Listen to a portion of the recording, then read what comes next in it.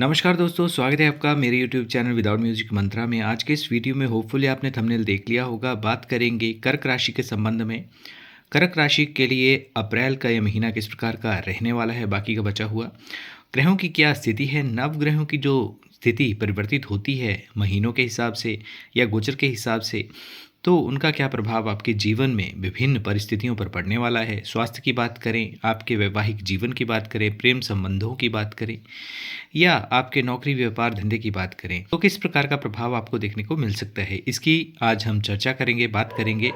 लेकिन उससे पहले एक छोटी सी रिक्वेस्ट की, यदि फर्स्ट टाइम आप हमारे इस चैनल पर आए हैं तो चैनल को सब्सक्राइब ज़रूर करें और वीडियो को फैमिली और फ्रेंड्स के साथ शेयर करना ना भूलें। देखिए, सबसे पहले ग्रहों की स्थिति के बारे में जान लेते हैं। देखिए, ग्रहों की स्थिति की यदि बात करें तो आपके जो केतु हैं वो आपके पराक्रम हाउस यानी कि आपके थर्ड हाउस में विराजित हैं। भाग्य भाव में पंचग्रही योग यानी कि सूर्य, राहु, शनि, शुक्र और बुध विराजित हैं। आपके जो गुरु हैं वो लाभ भाव में विराजित हैं। मंगल आपके द्वादशेष होकर विराजित हैं। और इसके अलावा जो सूर्य हैं वो 14 अप्रैल को राशि परिवर्तन करने वाले हैं, यानी कि आपके नवम से दशम भाव में जाने वाले हैं। मंगल जो हैं वो भी आपके फर्स्ट हाउस में आ जाएंगे, 5 अप्रैल आ चुके हैं बल्कि। और इस प्रकार की आपकी ग्रहों की स्थितियां हैं।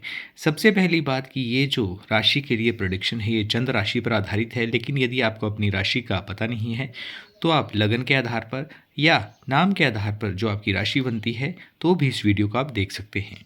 तो चलिए शुरू करते हैं आज का वीडियो। देखिए, सबसे पहले बात करेंगे आपके स्वास्थ्य के संबंध में। स्वास्थ्य की यदि बात करें तो देखिए, आपकी जो राशि के स्वामी बनते हैं वो बनते हैं चंद्रदेव। आपके फर्स्ट हाउस को देखना आवश्यक है। और देखिए, सबसे पहली बात कि कर्क राशि पर जो है वो शनि की पनौती यानी कि ढैया का जो एक प्रभाव था वो समाप्त हो चुका है। मार्च के अंत में 29 मार्च को शनि का जो प्रभाव है वो समाप्त हो चुका है। मंगल आपके 12वें भाव में है, जो आपकी जो फिफ्थ लॉर्ड हैं उसके भी मालिक हैं। आपके जो शिक्षा का क्षेत्र है उसके भी मालिक हैं।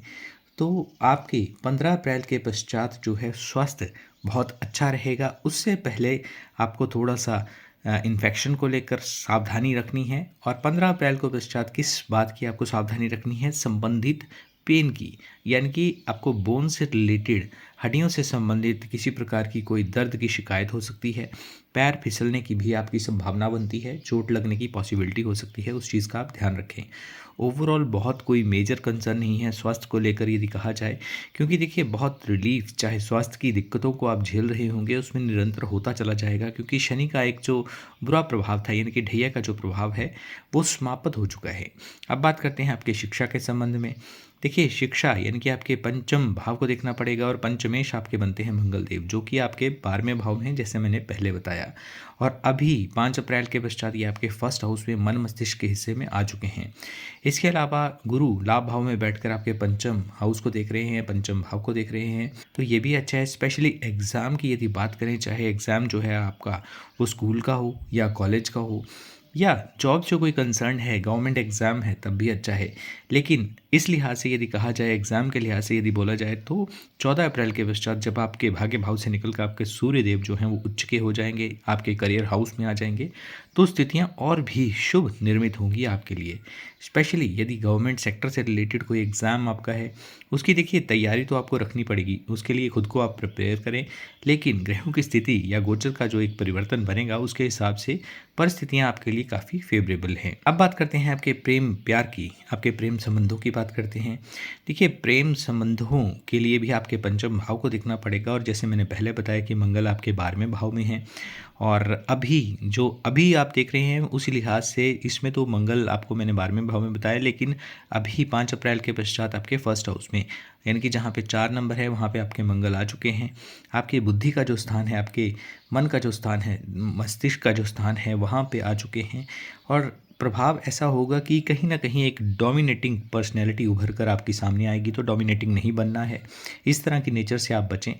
सामने वाला जो भी व्यक्ति है आपके प्रेम संबंध में उसकी आप सुने, क्योंकि ऐसी परिस्थिति में साधारणत है, क्योंकि मंगल नीच के होंगे तो क्रोध अत्यधिक मात्रा में आता है, तो इस तरह की डोमिनेटिंग नेचर से आपको बचना है। अन्यथा जो संबंध हैं वो स्वयं ही आप बिगाड़ लेंगे। स्पेशली इस माह आपको बहुत ज़्यादा कंट्रोल रखना होगा अपने स्वयं की वाणी पर, और संयम बरतें। अन्यथा परिस्थितियां बिगड़ेंगी। सकारात्मक पक्ष की भी बात कर लेते हैं। देखिए यहाँ पे गुरु जो हैं वो अपनी सप्तम दृष्टि से आपके जो फिफ्थ हाउस को देख रहे हैं, वो एक प्रेम संबंधों को बचाने का ज़रूर कार्य कर रहे हैं, लेकिन व्यक्ति को स्वयं से भी कर्म करना चाहिए।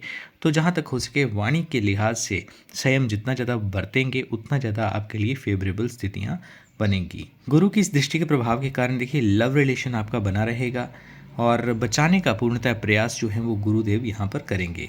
लेकिन फिर भी ये जिनके साथ आप रिलेशन में हैं उनसे 8, 17, 26 को ना मिले, संबंधित तिथियों को मिलना या उनसे वार्तालाप कम से कम करें, अन्यथा तिथियाँ आपके पक्ष में नहीं रहेंगी। इस तरह का प्रभाव यहाँ पर देखने को मिल सकता है। मैरिड लाइफ की यदि बात करें तो देखिए मैरिड लाइफ के जो स्वामी हैं वो बनते हैं शनिदेव। मकर राशि है, यहाँ पर शनि का एग्रेशन वाला गुस्से वाला रूप ये जाना जाता है, लेकिन ढैया का जो एक प्रभाव कर्क राशि पर था वो समाप्त हो चुका है, तो मैरिड लाइफ अच्छी ही रहेगी। अनबन की स्थिति थी या जीवन साथी के स्वास्थ्य को लेकर दिक्कत बनी हुई थी, तो धीरे धीरे स्थितियां बदलेंगी, क्योंकि देखिए शनि जो है आपके भाग्य भाव में है और स्थितियां हर लिहाज से पहले की अपेक्षा फेवरेबल ही होंगी। लेकिन ये भूलना नहीं है कि शनि जो है वो यहाँ पे पंचग्रही यानी कि 5 ग्रहों के साथ हैं, उसमें भी शनि जो है वो राहु के साथ हैं। बहुत ही रेयर ये कॉम्बिनेशन बनता है, लेकिन यहाँ पे शनि राहु के साथ है। कुछ समय और शेष है, क्योंकि 18 मई के पश्चात जो है रिश्ता आपका और प्रगाढ़ और मजबूत होगा जीवन साथी के साथ। अभी पहले से अच्छा है, लेकिन और अच्छा होने की जो एक संभावना बनती है वो 18 मई के पश्चात बनती है। अनबन की स्थितियां या यूं कहें कि मूड स्विंग्स चलते रहेंगे, होते रहेंगे, लेकिन ज़्यादा शुभ स्थितियां या एक संबंधों में एक मजबूती जो है वो 18 मई के पश्चात ही स्थितियां आपके पक्ष में होंगी, स्थितियां पूर्णतः सही होंगी। अब बात कर लेते हैं सबसे महत्वपूर्ण विषय यानी कि आपके भाग्य, आपके करियर, आपके व्यापार धंधे की। तो देखिए भाग्य भाव के स्वामी आपके गुरु यानी कि बृहस्पति बनते हैं और गुरु आपके लाभ भाव में स्थित हैं। शुभ स्थिति है, 5 ग्रहों का समावेश आपके भाग्य भाव में है। 5 ग्रहों का देखिए एक साथ होना, आप जानते हैं कि पंचायत जैसी स्थिति है। कुछ मामलों में ये स्थिति अच्छी है, जबकि कुछ मामलों में स्थिति उतनी शुभ नहीं है।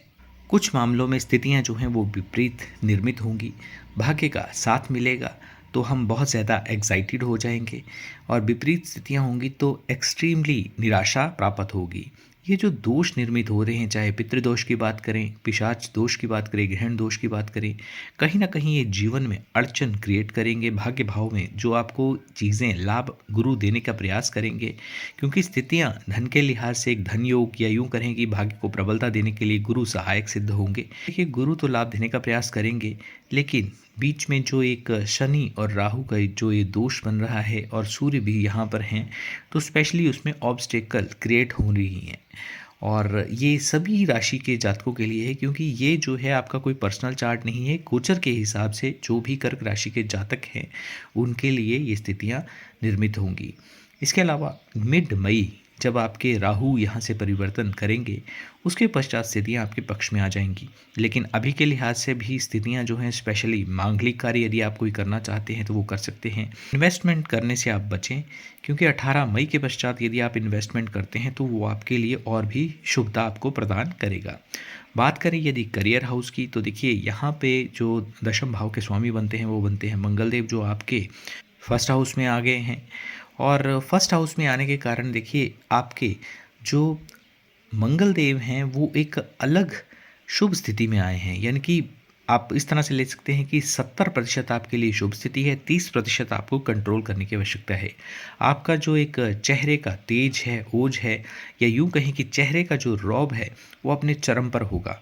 आपके चाहे ऑफिस के टारगेट्स हों, आपकी मीटिंग्स हों, सेल्स की बात करें या लीडरशिप स्किल्स की बात करें, तो देखिए हर लिहाज से आपके लिए ये सर्वश्रेष्ठ ही रहने वाला है माँ। हाँ, ये जरूर है कि मंगल आपके नीच के होंगे तो अत्यधिक क्रोध से आपको बचना है। अगेन फिर से मैं आपको बोल रहा हूँ कि डोमिनेटिंग नेचर जो है उससे आपको बचना है। अगर बात करें कि अगर आपके पास जॉब ही नहीं है, तो देखिए जॉब लगने की जो एक प्रबल संभावना बनती है वो 14 अप्रैल के पश्चात बनती है, प्रबल योग है। क्योंकि ऐसा क्यों? क्योंकि आपके जो सूर्य हैं वो भाग्य भाव से निकलकर उच्च के होकर आपके कर्म क्षेत्र में आ जाएंगे, करियर हाउस में आ जाएंगे, तो आपके लिए स्थितियां फेवरेबल होंगी। स्पेशली गवर्नमेंट सेक्टर में भी आप ट्राई कर सकते हैं। और उच्च के सूर्य होने के कारण आपके कर्म क्षेत्र या करियर हाउस में आने के कारण आपको एक मान प्रतिष्ठा की यदि बात करें, या एक सडन जो एक आप एक्सपेक्ट कर रहे हैं जीवन में, व्यक्ति चाहता है कि अच्छे से अच्छा वो उसका रोजगार हो, वो आपको प्राप्त होगा। 14 अप्रैल के पश्चात आपको नेम की बात करें, फेम की बात करें, रिकॉग्नाइजेशन की बात करें, या नई अपॉर्चुनिटी, नए अवसर की तलाश आप कर रहे हैं, प्रमोशन के लिहाज से भी बेहतर है। तो ओवरऑल हर लिहाज से आपके लिए ये सही समय है। और यदि बात करें आपकी बिज़नेस की, तो देखिए जॉब से भी अच्छा जो समय है वो बिज़नेस के लिए है। कार्य बनेंगे कुछ रुकावटों के पश्चात, क्योंकि पंचग्रही योग हैं। हालांकि शुक्र और बुध आपके भाग्य भाव में हैं, लेकिन अन्य ग्रहों का समावेश भी हमें भूलना नहीं है। शनि की जो ढैया है उसका बड़ा लाभ यही है कि आप जैसे यदि डिप्रेशन जैसी स्थितियों में थे, या स्वास्थ्य के लेकर कोई समस्याओं से जूझ रहे थे, तो उस लिहाज से आपके लिए बहुत फेवरेबल समय है। चाहे आप पर कोई मानसिक तनाव था, फैमिली का प्रेशर था, स्वास्थ्य की समस्याएं थी, या अन्य किसी प्रकार की वेदनाओं को आप झेल रहे थे, तो उसमें एक मानसिक बोझ जैसी जो स्थितियां थी उनसे आपको छुटकारा मिला होगा। उपाय क्या करें उसकी बात करते हैं। देखिए सबसे पहली बात कि आपको सूर्य को प्रबलता देनी है। सूर्य को जल अर्ली मॉर्निंग जरूर अर्पित करें। चंद्र के बीज मंत्र का 108 बार जाप करें, ओम श्राम श्रीम श्रोम से चंद्रमसे नमः। इसके अलावा गुरु के बीज मंत्र ओम ग्राम ग्रीम ग्रोम से गुरुवे नमः, इस मंत्र का भी आप जाप 108 बार जरूर करें। तो दोस्तों ये था कर्क राशि के संबंध में आज का वीडियो। आई होप कि आपको वीडियो अच्छा लगा होगा। संबंधित उपाय जरूर करें और लाभ लें। धन्यवाद।